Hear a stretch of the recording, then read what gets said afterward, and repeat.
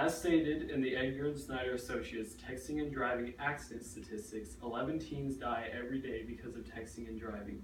According to a poll also stated in Edgar and Snyder Associates Texting and Driving Accident Statistics taken by AAA, 94% of teen drivers acknowledge the dangers of texting and driving, but 35% admitted to doing it anyway. These two statistics are crucial in why I support shutting phones off while driving, and hope to persuade you to do the same. According to my audience analysis, you would like to hear about the effects of using your phone while driving, statistical evidence behind using a phone while driving, and how it compares to driving drunk. This applies to college students because we are the generation that is affected by this the most, as we are teenagers and are up to date with current technology.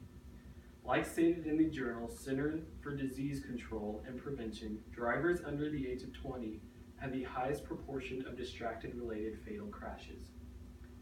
With the increase in technology, teens seem to be the most up-to-date and have that urge to constantly use it, which causes this increase of use while driving. Today, I will provide you information about the amount of people that use cell phones while driving, how it is compared to drunk driving, and how it affects the lives of the abusers. To begin this discussion, I will present statistics about the amount of people that use phones while driving. I have found a significant amount of information on the Edgar and Snyder Associates Texting and Driving Accident Statistics website about the amount of people that use phones while driving. At any given time of the day, approximately 660,000 drivers are attempting to use their phones behind the wheel. Because of this, 1 out of every 4 accidents in the U.S. is caused by texting and driving. Nearly 330,000 injuries occur each year from accidents caused by texting and driving.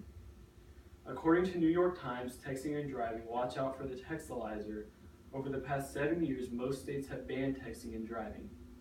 Also stated in New York Times, Texting and Driving, Watch Out for the Textilizer, by the author, yet the problem, by just about any measure, appears to be getting worse. Americans confess in surveys that they are still texting and driving, as well as using Facebook and Snapchat and taking selfies. Road fatalities, which had fallen for years, are rising up roughly 8% in 2015 over the previous year. Now that you know the approximate number of drivers on the road that are continuously texting and driving, before we get into the effects of texting and driving, we are going to compare it to another major problem, drunken driving. As stated in the World Heritage Encyclopedia, Texting and Driving, 24 states have a ban on texting while driving for all ages. Yet, it is still more dangerous than driving drunk. Found in Edgar and Snyder Associates, Texting and Driving Accident Statistics, texting while driving is 6 times more likely to cause an accident than driving drunk. Ms. Leitner, a professor from the Harvard School of Public Health, has pushed for many years for liquor companies to discourage drunken driving. According to the New York Times, Texting and Driving, Watch Out for the Textilizer, Ms. Leitner stated that the intensifying efforts from the distracted driving are the equivalent to the early 80s in drunken driving, when pressure led to tougher laws and campaigns emphasizing corporate responsibility. She also stated distracted driving is not treated as seriously as drunk driving, and it needs to be. Texting and driving is dangerous, devastating, and crippling, and it's a killer and still socially acceptable. Ms. Leitner also exclaimed, "Now that you know the effects this matter has on people, let's discuss the physical effects it can have on you and me at any moment on the road." The Edgar and Snyder Associates Texting and Driving Accident Statistics stated that the National Safety Council reports that phone use while driving leads to 1.6 million crashes each year.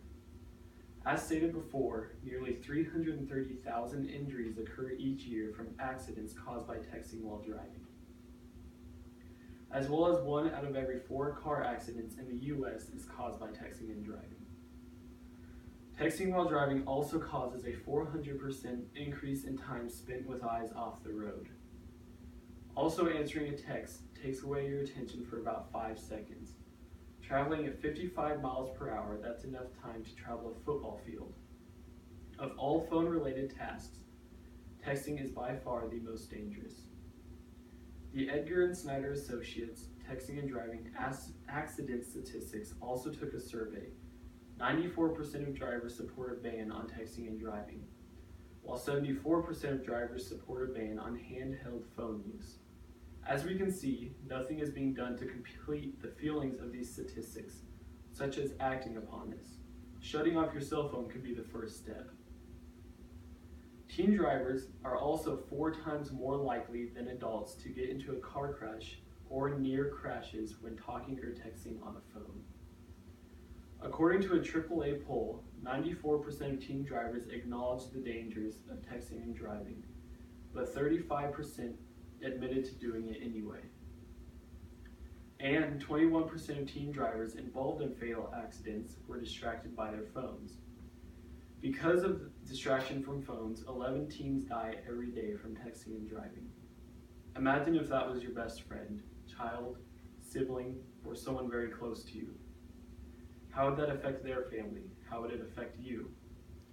Turning off your phone while driving can save not only your life, but many others as well. People tend to be so vulnerable for technology while in the process of doing other tasks, such as driving.